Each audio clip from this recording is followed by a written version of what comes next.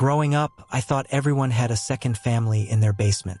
In retrospect, I understand how ridiculous that sounds, but it was all I'd ever known. I knew that every night, my dad tented the leftovers from dinner with foil, got up without a word, and carried the plate to the basement. I'd listen from my room as he lumbered down the creaking steps, held my breath to hear the muffled mumblings of his greeting. I knew that every morning, he'd make the trip downstairs to see his second family off before work, then kiss me on the top of my head and ruffle my hair as he walked out. I knew that each Christmas, he'd bring a sack of brightly wrapped packages downstairs in a Santa suit. I knew that my dad had a second family in the basement, and it seemed so normal that I thought everyone else did too. I'll never forget the first time I asked my mom about them. I was young, maybe 5, when I finally found the words to ask, "Mommy, why can't I play with the people in the basement?" My mom was the human embodiment of frenetic energy, an organic perpetual motion machine, always pacing or cleaning or stirring a pot, always with a lit cigarette tucked between her yellowing fingers. I'll never forget that, as that question hung in the air, she finally stopped for the first time. Her stillness was unsettling in a way I can't quite explain. "We don't talk about them," she rushed, chasing the hurried statement with a lengthy drag off her cigarette. She blew a plume of smoke out the opened window before leaning down to meet me at face level, her bloodshot eyes mere inches from my own. "You don't need to play with the kids, but the kids need Daddy." She paused again, the haunting image of her at a standstill etching itself into my mind permanently. Finally, she muttered, "Daddy needs them too." That night, I heard my mom shrieking at my dad in their bedroom. I was surprised that they didn't know that I knew, more shocked, frightened, even to find that they didn't want me to know. Most of all, they didn't want me to tell anyone at school. Anyone at all, really. After that night, everything was different. My dad only tented the leftovers after dinner, only brought the food downstairs after I'd gone to bed. He stopped visiting them in the mornings altogether. My mom started acting differently, too. I'd always noticed that she was distant from my dad, had always noticed how she bristled under his touch, how she stole away to the other side of the room whenever he entered. But it got worse after that. As a kid, I felt deeply guilty. I felt like I'd ruined my parents' marriage. But I was just a kid, and I was curious. My mom meant to dissuade me from asking more questions, but she accidentally gave away something that made me even more curious. The downstairs family had kids, maybe kids my own age to play with. I needed to know about them, in the way that little kids need to understand all of the strangeness of this chaotic world, need to make sense of the nonsense that surrounds us daily. The nonsense that we become acclimated to as adults but struggle with endlessly as children, like a puzzle or a riddle or a word problem on a math test about buying 80 watermelons. Another change following that critical night. The basement door was fitted with sturdy lock. Even still, I needed to know. There's something horribly dreadful about finding out that a second basement family is abnormal, something more horrible still about not knowing who or why. By the time I was 7, I made up my mind to get to the bottom of it. To avoid getting in trouble, I could only investigate when 3 conditions were met. I was home from school, my dad was still at work, and my mom wasn't around to catch me. These circumstances rarely overlapped, but the first time I came home from school to find that my dad's car wasn't in the garage and my mom's endless movement had driven her to the point of exhaustion, I threw off my shoes and crept to the basement door, quiet in my sock feet. And then I knocked. It was a quiet knock for fear of waking my mom from her nap, but it was a knock, nonetheless. It was more than just a knock, too. It was an initiation, an invitation, a confrontation of my life's greatest and most terrifying mystery. I jumped when a gentle knock returned from the other side.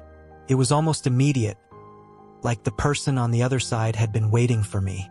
The thought froze me in place for a moment, but I knew I didn't have time to waste.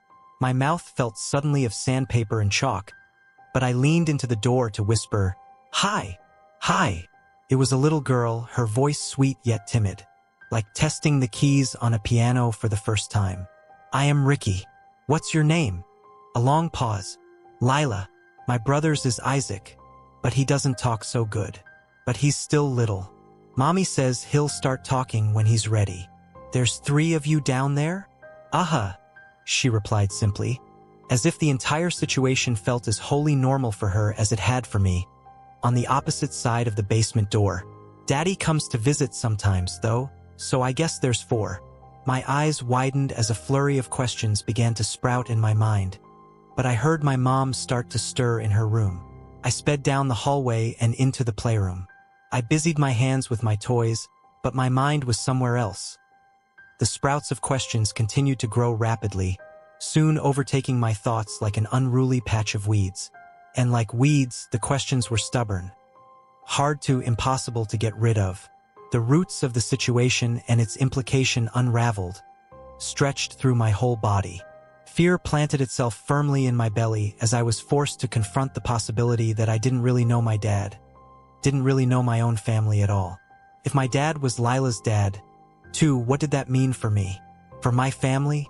And why wasn't she allowed to come out of the basement?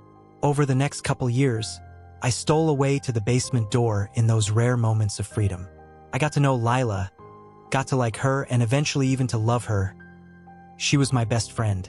As a kid, I was pretty lonely. My classmates shied away from me for reasons I couldn't quite understand, like something about me was inherently repellent to my peers. I only had one friend at school, and at home I had Lila. As we spoke more, a never-ending stream of back-and-forth questioning crammed into the briefest moments of time. We both came to understand the differences between us, between our lives and our circumstances. The differences that at first felt so normal grew bigger and sharper and scarier than either of us could comprehend. The unfairness of it all became impossible to ignore. Lila lamented that she wasn't allowed to go to school, that she couldn't go outside to play or make friends or ride bikes around the cul-de-sac in the summer until the street lamps flickered on and the cicadas started to scream. She even longed for the things I loathed most: homework, rinsing off my dishes after dinner, tidying up my room each Sunday morning. She said she'd lived in that basement all of her life, was probably even born down there. She couldn't remember anything different before being locked up in the cold and musty room. I'm ashamed to admit this, but eventually, I couldn't manage the guilt I felt for living the life Lila never had, could never have in my mind. I was so young, so naive.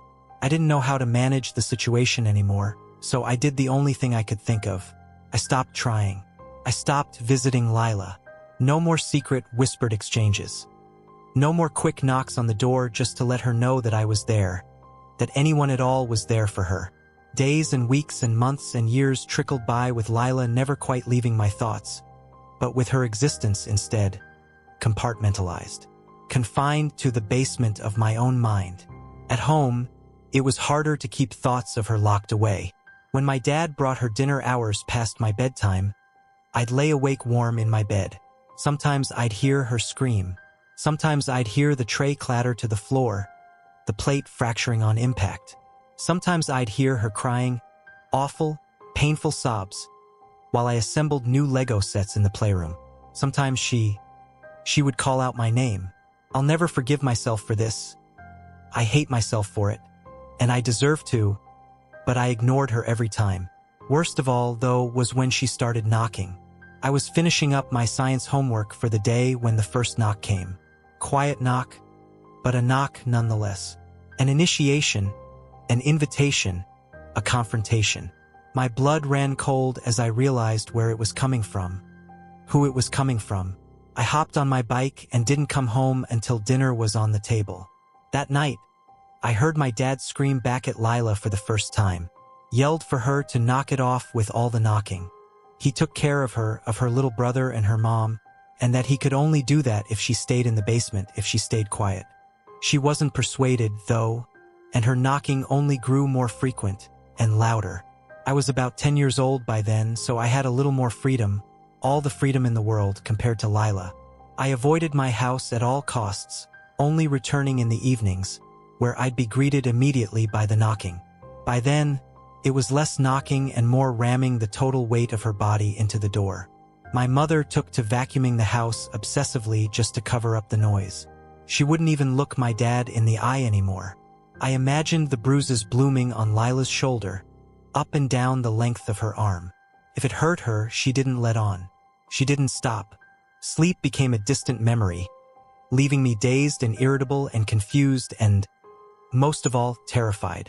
I began showing up at my school friends' now my only friend's house unannounced just to escape Lila's knocking. His parents clearly didn't like me, and tensions rose between the two of us kids, escalating to a boiling point that ended in a fight. I slugged him in the gut, and he returned with the words that broke everything. A blow far more powerful than he could have delivered with small hands balled up into fists. My mom says you're a bastard, that your mom's a whore. I had to look up the words in my dictionary when I got home. I had to gather the courage to, once again, ask a difficult question. Mom, am I a bastard? I had to watch my mom lose her momentum, to stop again. I had to watch what little light she had left in her go out. I had to sit there as she left the room, had to sit there spilling hot tears as the knocking kicked up again. Each powerful thrust against the door racking my mind, a painful reminder that Lila was coming for me. But my mom came back, and she returned with an old newspaper clipping in her hands, worn at the edges. She held it to her chest as she finally told me the truth about Lila, about Dad's second family in the basement. I was young, but I needed to know. My mom knew it too. Through choking sobs, she told me about my dad's old family, the one he'd had and made before he met her, the horrible mistake they'd made, the one that gave her the best thing she'd ever had in her life but took away 3 others, about how my dad's old wife was already skating on thin ice, her cries for help that went unanswered, how when she found out about what my mom and my dad were doing that what little was left beneath her shattered, about how they couldn't have known, but about the guilt she carried regardless. Like a heavy backpack, Mom? Yes, sweetie, but I can never put it down. That Lila was dead. And Isaac, too. That their mom had done that to them and then did it to herself, too. My dad found them in the basement when he got home from work. That he'd never forgiven himself, and my mom never had either. That when they reappeared back in the basement like nothing had happened, even after their bodies were taken and buried all those years ago, they couldn't think of anything to do but to give them as normal of a life as possible. Yet another difficult question. But why do they have to stay in the basement? I found out later that evening, when my dad came home from work and unlocked the door. Lila came out of the shadows, and I flinched instinctively as I saw her face for the first time, saw the gaping hole in her face where her left eye should have been. Isaac was little like Lila said, but the oozing wound to his jaw would have made it nearly impossible for him to speak if he had the chance to grow up. I was scared at first, but I put on my brave face and took Lila by the hand. I played with Lila and Isaac for the first time, shared my toys with them, laughed with them. I didn't meet their mom that day, but I would years later. Once she and Lila and Isaac knew what became of them, she struggled to cope. She doesn't come out often, but I treat her with kindness when she does. The woman I know her as now couldn't imagine doing what she did. My dad's second family still stayed inside, but they were no longer confined to the shadows of the basement after that day.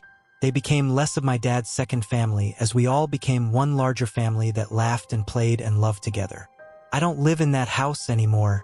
I'm an adult now, with an enormous appreciation for all of the freedom and opportunities available to me that I once took for granted. I know my family is far from normal, even horrible and horrifying in many ways that I helped to perpetuate as a kid, but it's all I've ever known. I love them, all of them.